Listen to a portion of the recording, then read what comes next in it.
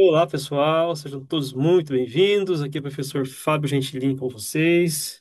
Eu estou então gravando esse vídeo para o nosso Let's Talk, né? Então, é uma grande satisfação poder estar aqui no final da nossa disciplina de automação industrial, né? Uma jornada aí bastante intensa, né? Foram muitas semanas de estudo, né, para chegar até aqui.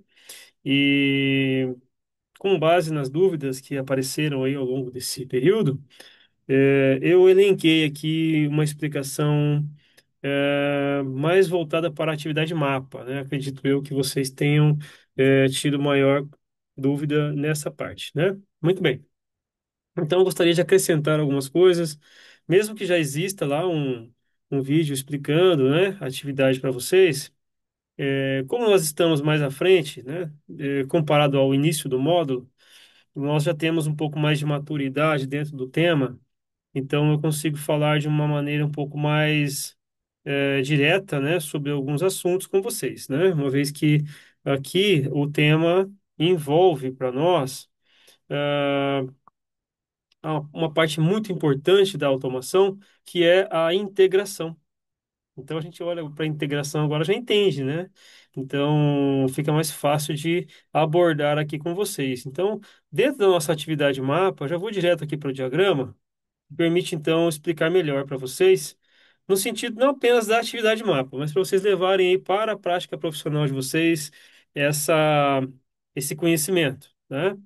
Muito bem. Então nós temos aqui um diagrama que ele é uma estrutura de infra que nós temos dentro de uma indústria qualquer, né, que tenha um dado nível de automatização moderno, tá? Então, a gente olha para uma arquitetura onde existe uma espécie de pirâmide. Se a gente olhar para uma pirâmide, vai encontrar a ponta mais alta, né, lá em cima, onde nós temos o nível de gestão mais alto. Então, aqui em cima, nós temos a diretoria, a presidência, os executivos, as pessoas que tomam as decisões eh, dos rumos do negócio, né? Então, olhando nesse sentido. Quando a gente vai mais para o meio ali da nossa pirâmide, a gente encontra ali uma etapa de gestão administrativa, onde estão profissionais atuando ali para gerir, né? Tanto demandas que vêm da parte de cima, que tem a ver com a diretoria, né? Quanto dados que vêm de baixo, na parte da produção, né? Então, a administração do negócio ela responde a demandas bidirecionais. Então, a gente tem esse pensamento, né, dentro de uma manufatura. A manufatura se entende, então, uma fábrica, uma indústria, né, que o nome é antigo, né, manufatura, porque vem de fabricar com as mãos, né? Antigamente não tinha máquinas e processos, então era tudo feito à mão. Então, tornou esse nome aí e até hoje a gente usa, né? Então, uma indústria, um processo industrial qualquer, né? E aí, então, mais abaixo está a área em que nós estudamos, que é a área da automação industrial. Porém, ela não se restringe apenas a isso, né? É claro que ela tem uma origem e ali uma marca mais forte, né? Na base da pirâmide, né? No que nós chamamos de chão de fábrica. Então, nesse ambiente onde nós temos máquinas, processos, pessoas, né, trabalhando, né, para que esse processo ele possa então converter matéria-prima de um lado em produto final do outro, né? Aqui como a imagem está espelhada, né, eu tenho que fazer o contrário, né? Matéria-prima entra de um lado, né? E do outro lado ela sai, ela vira produto final, né? Então, se você pega um exemplo de uma tecnologia como um smartphone, por exemplo, né? Você tem ali um produto final e tem várias tecnologias aqui, várias, diversas, né? Então, aqui tem uma história tecnológica. E de onde veio isso, né? Bom, é, veio a partir do uso de muitos componentes eletrônicos, né, de vários tipos de componentes diferentes, de recursos tecnológicos, nível de hardware e de software, para chegar no final e ter esse produto. Então, a gente olha para muitos produtos hoje industrializados e eles têm essa história tecnológica por dentro deles, né? É uma maneira de expressar, né, o meu pensamento. Eu digo assim, que há uma história por trás disso. Então, esse produto não surgiu de sua primeira versão. Ele não foi criado hoje, né, o smartphone. Ele veio a partir de muitos estudos de várias partes do mundo para ter o que a gente tem na mão, né, e muitas décadas de pesquisa, né? E, enfim, o processo de manufatura, ele olha para a produção de um produto de maneira integrada. Então, se nós fôssemos fazer aqui um paralelo do que nós estudamos na nossa disciplina, nós podemos nos lembrar lá da primeira aula, né, que falava sobre sistema de automação. Tinha aquele sistema que era fixo, lembra? Que só fabricava um tipo de produto e ele tinha um foco em fabricar muitos, né, grande quantidade. Só que ele não permitia mudar o tipo de produto. Ele só fabricava aquela linha de produção era fixa. Depois tinha aquela que permitia ali uma certa flexibilidade, outra que já tinha ali uma certa programação e outra que ela já era integrada, né? Então, a indústria moderna há muito tempo já é integrada, muitas décadas, né? Não muitas, mas algumas décadas aí a gente já tem, há 20, 30 anos aí, a indústria moderna, ela é integrada. É que nem todas as pessoas tiveram oportunidade de conhecer, mas se você for analisar ali, a frio mesmo, né, os produtos tecnológicos que nós temos, a exemplo dos veículos, as montadoras de veículos, ou as indústrias de alimentos mais sofisticadas, né, ou a indústria farmacêutica, elas são integradas, né? E o que que seria isso, sob o ponto de vista de automação? Imagine uma indústria farmacêutica, então, já que eu falei do exemplo. Você está ali na farmácia e comprou um medicamento, né? E veio para casa com esse medicamento, vai utilizar ele. E você liga a TV e encontra no noticiário a seguinte informação: esse medicamento você não pode consumir porque o lote XYZ 4, por exemplo, ele apresentou uma alteração num dos componentes e deve ser substituído. Caso contrário, pode causar algum tipo de problema na sua saúde, né? Então, como que a indústria farmacêutica sabe, né, exatamente qual é o componente que causou aquele problema e então e convoca ali um processo de recall, né, para que as pessoas possam substituir seus produtos, né? Então, ela precisa ter rastreabilidade, ela precisa ter dados históricos, ela precisa ter leitura de dados do processo, né? Imagina que ela não tem esses dados, não tem como rastrear, não tem como descobrir, não tem como saber onde é que aconteceu o erro, né? Seja por uma falha humana ou de máquinas, ou mesmo um problema de matéria-prima.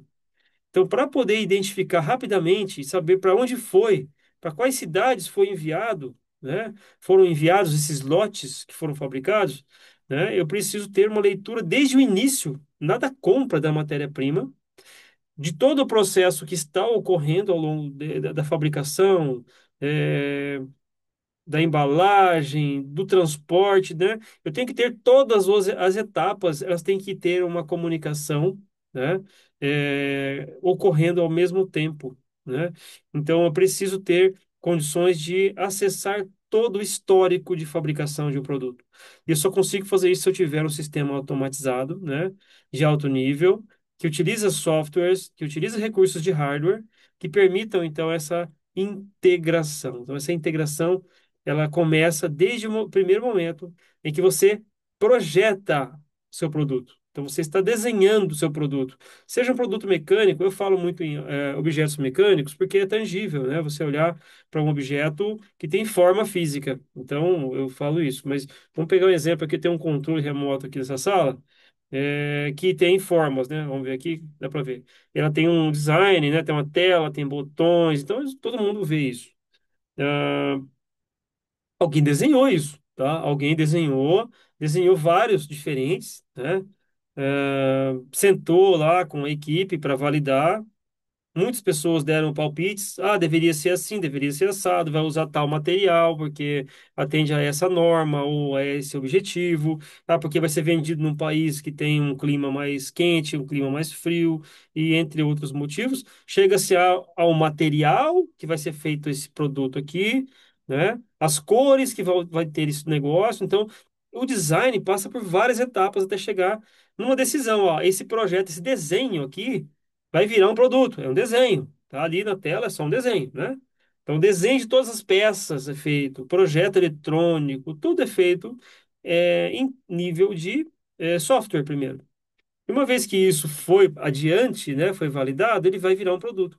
Então aí, por exemplo, para eu poder injetar esse plástico aqui, fazer essa parte de cima do painel, eu preciso de uma máquina que vai fazer também essa de trás aqui. Eu preciso de alguns recursos específicos, eu tenho que comprar um certo componente. Então, todas as etapas, elas começam a partir de um desenho, um simples desenho, né? E desse desenho, começa então a fazer a prototipagem. Uma vez que a prototipagem é validada, né? Funcionou, vamos fabricar em escala, né? E aí começa então a conversar, né, em termos mais simples, né, é, todos, todas as etapas começam a se comunicar dentro do processo. Então, esse desenho, vamos falar assim, o desenho dessa base aqui, ó, vou tirar um pedaço aqui, ó, vou tirar essa tampinha, ó, tá? Esse compartimento aqui, essa tampinha, né, então é uma peça, né, essa peça, obviamente, ela tem um código, né, para quem fabrica isso, e lá no sistema dela, o desenho dessa peça ele tem coordenadas numéricas, né? E essas coordenadas numéricas representam as dimensões dessa peça. E também já se sabe qual é o material que vai ser utilizado, o polímero que vai ser utilizado para que seja fabricado um molde de injeção, né? Porque isso aqui é um polímero, um plástico, normalmente é injetado isso. Então é feito um molde para que a máquina possa injetar, né, o plástico ali e sair esse produto final, que é essa tampinha, tá falando só dessa tampinha. Então, esse desenho dessa peça, ela serve de parâmetro para a fabricação do molde. Aí vai ter uma máquina que vai usinar ali um bloco de material metálico, né, para chegar num molde que acomode aquelas formas, que acomode aquelas dimensões. E lá na máquina de injeção, esse molde é instalado e ela injeta e sai essa primeira peça, né?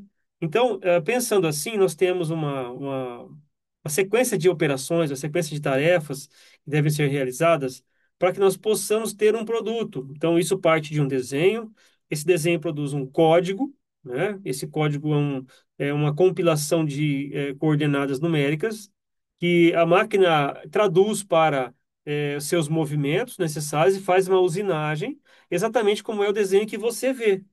Mas a máquina não olha para um desenho para fazer um molde, para usinar uma peça. A máquina tem coordenadas numéricas, é o comando numérico computadorizado, é o CNC. Então, essa peça, então, esse molde, ele é utilizado para injeção. E aí, feita a injeção, essa tampinha, então, passa a ser um produto. Então veja que desde o desenho, tá, até a geração do código, a usinagem, né? Então houve várias tarefas acontecendo, né?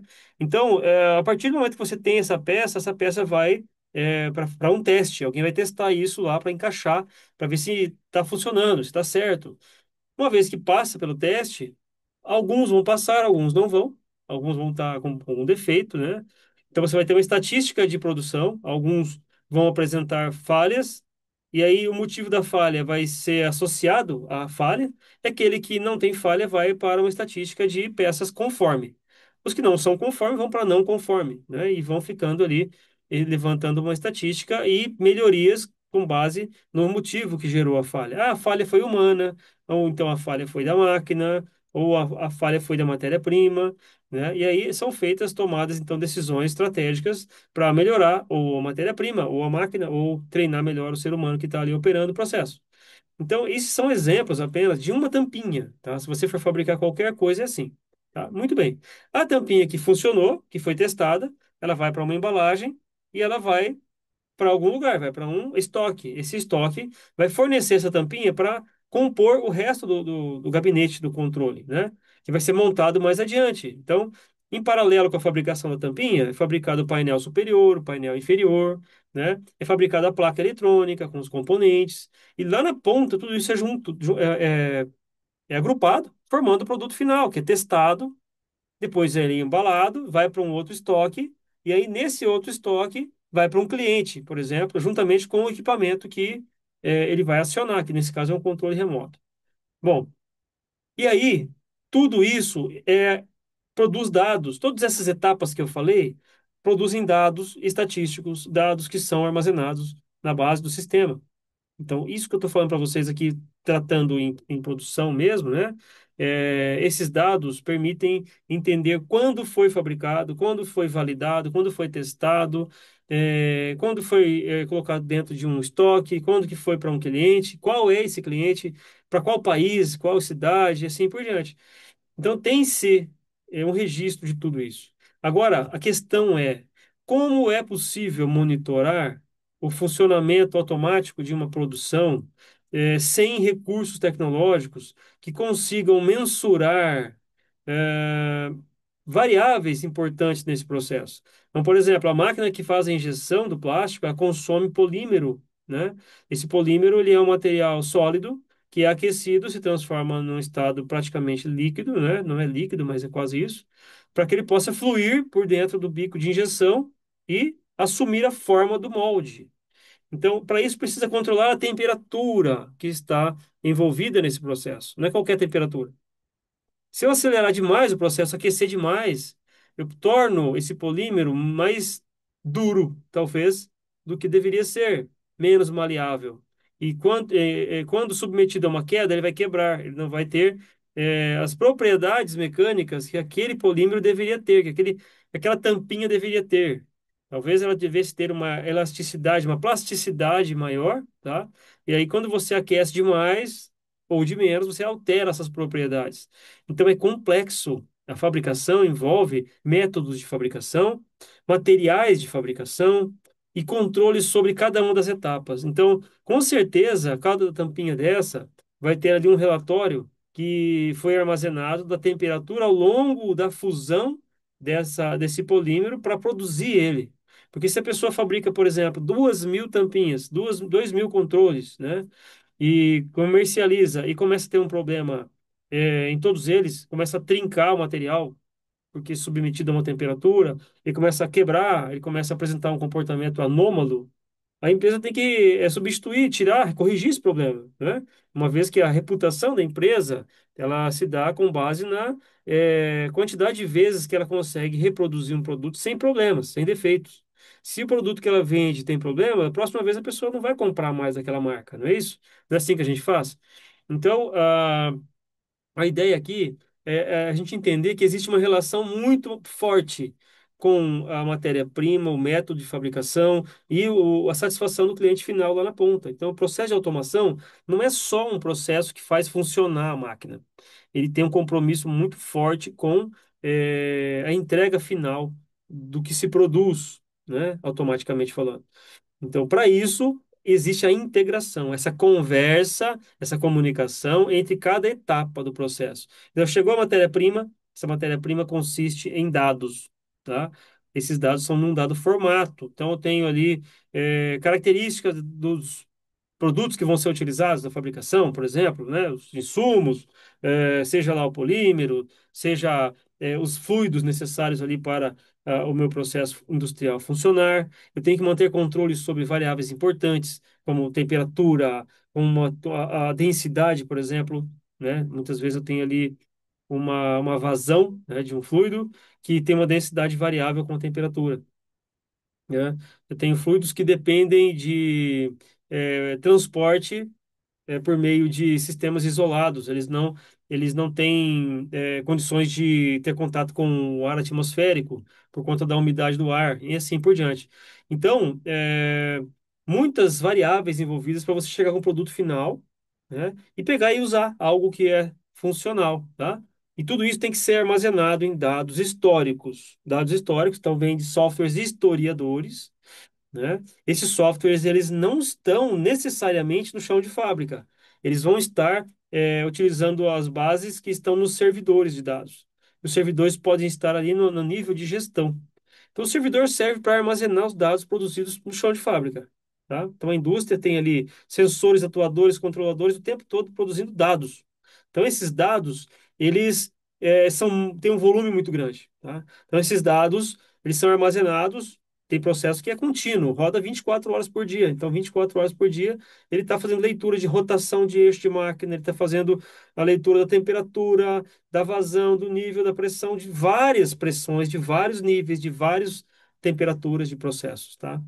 Eu tenho ali, por exemplo, Exemplos, né, que eu conheço de indústrias aqui da minha região que tem mais de 1.000 motores instalados. Plantas industriais enormes, né? Você tem que andar de carro dentro para chegar nos lugares. Então, você tem muitos motores diferentes, diferentes consumos de energia. A energia elétrica é uma variável cara, né? O consumo de energia, ele é importante, a eficiência energética. Então, como que eu tenho esses registros? Como que eu tenho esses indicadores? A partir de automação, a partir de elementos sensores que detectam esses dados que nós precisamos, essas variáveis, né? Então agora fica fácil de entender, né? A variável, na verdade, ela produz um dado. Esse dado vai ali para o nível mais alto de gestão, ele se transforma em informação. Então, a informação, ela nos dá um parâmetro muito mais poderoso do que o dado. O dado me diz assim, a temperatura é 127 graus. A temperatura é 280 graus. Mas ela não me diz muita coisa. Ela não me diz por quanto tempo ela ficou assim, ou quanto que ela custou para se tornar 280 graus. A qual custo ela fez isso? Como assim? Por quê? Qual custo?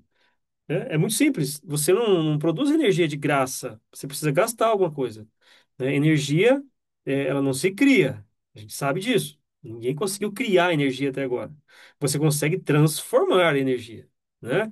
Então você tem ali, se você tem uma água quente ali numa panela, é porque você ligou uma chama ali, um fogo, né? E aqueceu essa panela, né? Ela não se deu apenas por aquecer.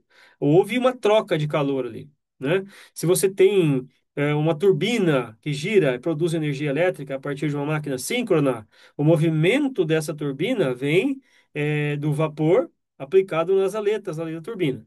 Mas esse vapor veio do quê? Da ebulição da água, que foi aquecida por algum tipo de combustível que foi queimado. Então, esse custo de combustível, custo de equipamento, custo de operação, né? Mais as perdas que você tem, né, no meio do processo, vai gerar um resultado lá na ponta. Então, essa visão que a automação tenta te dar, ela tenta medir tudo, e você tem que pegar esses dados com inteligência, né, e analisar eles, correlacioná-los, para você poder chegar numa explicação melhor de quanto custa o seu processo, do que é viável e do que não é, né? Quantas vezes essa máquina ficou parada, por quanto tempo e por qual motivo? Quanto tempo essa máquina fica ligada para fazer o que faz, consumindo qual potência? Quanto de energia foi consumido para que a máquina pudesse, então, produzir esse tipo de produto? Então, esse pensamento é muito importante e ele só é válido, só tem condições de se sustentar se você tem esses dados. Então, você imagina uma empresa que produz alguma coisa, mas ela não tem métricas, ela não tem sensores, ela não tem condições de inferir sobre a produtividade que ela tem lá dentro. Então, essa empresa é semelhante, gerir essa empresa é semelhante a você dirigir um carro à noite sem farol, né? E você vai pelo rumo. Às vezes você bate o carro, né? Tem um prejuízo danado. Em empresa é a mesma coisa. Você vai introduzir recursos. Você não sabe se você está tendo lucro ou se você está tendo desperdício, prejuízo, porque você não enxerga isso, né? Então, quando a gente olha para esse exemplo, esse case de aplicação que eu coloquei para vocês na atividade mapa, quando eu falo para vocês integração, significa você ter acesso a todos os dados do seu processo. E esse acesso, ele permite que você faça, então, a gestão de tudo que está acontecendo, né?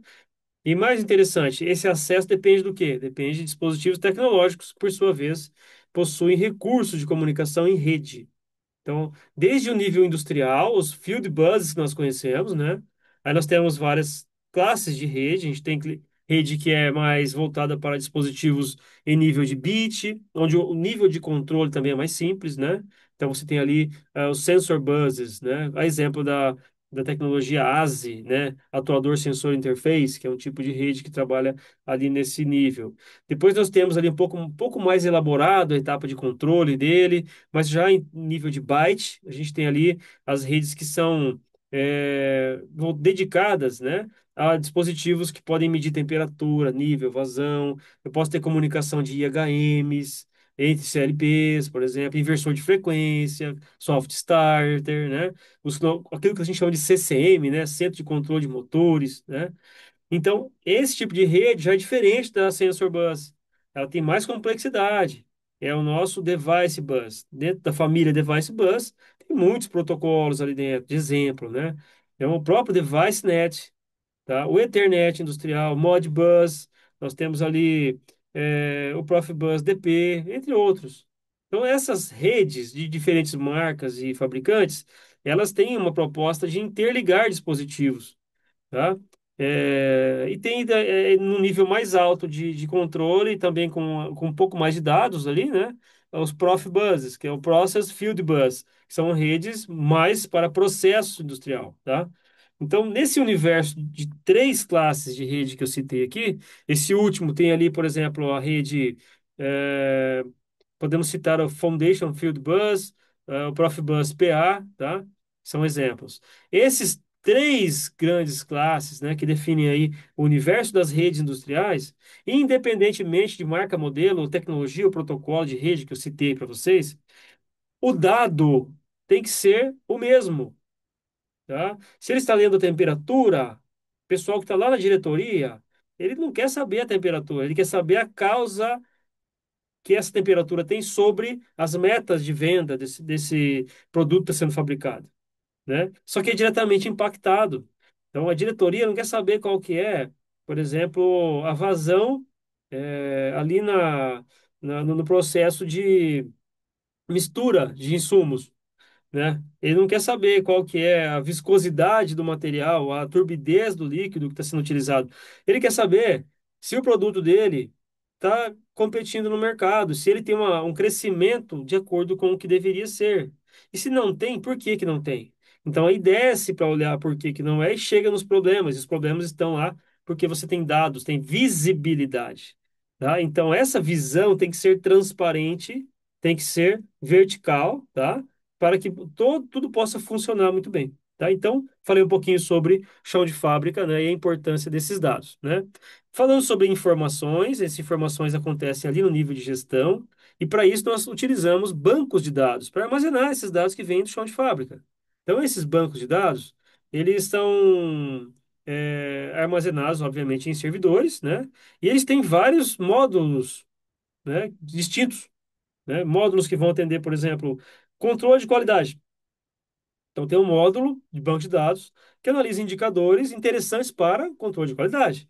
Tem bancos de dados que são interessantes para que você faça a gestão financeira, que não é de controle de qualidade diretamente, mas tem métricas que são ligadas, né? Então, você tem ali um outro que é de controle de estoque, outro que é de produção, outro que é de desenvolvimento, pesquisa e desenvolvimento, né? Tem vários servidores, tem de manutenção, que é muito importante, né? Não sei se eu já falei, até esqueci, tá? Então, controle de ativos, né? Então, cada servidor vai ter ali armazenado seu banco de dados para funções específicas analíticas permitem, então, a composição do PINS, tá? É o Sistema Integrado de Informações da Planta, tá? Então, esse PINS, ele é um grupo de banco de dados, que armazena esses dados que vêm do processo. E aí ele filtra esses dados, dispõe esses dados para diferentes setores da manufatura, da empresa, né?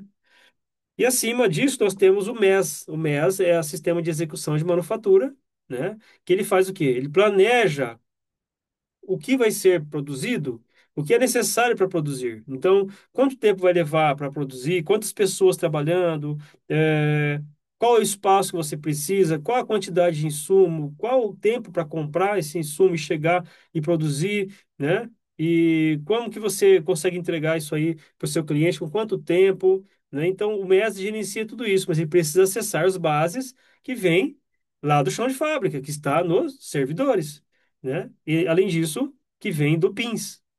E adicional a isso tem os ERPs, que são Enterprise Resource Plannings, né? Que são softwares que fazem toda a gestão, né? Entre meio a relação de clientes, né? E também de fornecedores, tá?